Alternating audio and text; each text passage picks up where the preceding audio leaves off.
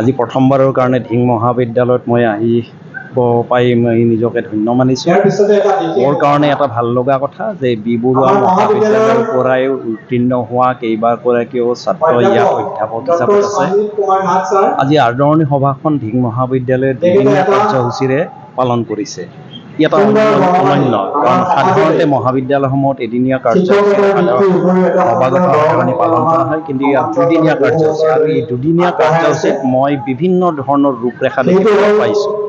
বিশেষকৈ ছাত্ৰসকলক কিতাপনি দিয়া, বিভিন্ন ধৰণৰ কিতাপ প্ৰকাশ কৰা, মেগাজিন প্ৰকাশ কৰা, অন্য এক্টিভিটিজ, এই কথাবিলাকে মহাবিদ্যালয়ক এটা অন্য মাত্ৰা প্ৰদান কৰা বুলি অনুভৱ কৰিছোঁ।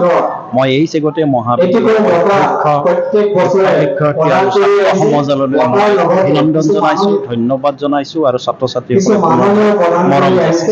80 সংখ্যক নৱাগত আদৰণি সভা আমি নৱাগতসকলে আদৰণি জনাইছোঁ। আমি আজি এটা বিশেষ দিন আমাৰ কাৰণে, যিহেতু আমি কেইবাখনো গ্ৰন্থ শৈক্ষিক দিশত আমি উত্তৰণৰ কাৰণে চেষ্টা কৰিছোঁ। আমাৰ 6-7খনকৈ গ্ৰন্থ উন্মোচন হৈছে। দুদিনীয়াকৈ আমি কাৰ্যসূচী উদযাপন কৰিছোঁ।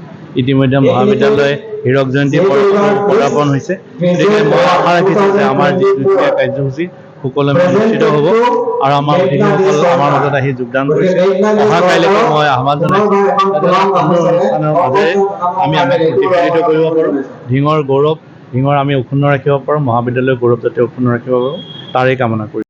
যিকোনো খবৰৰ বাবে যোগাযোগ কৰক 70001730 অথবা 7099017990 নম্বৰত।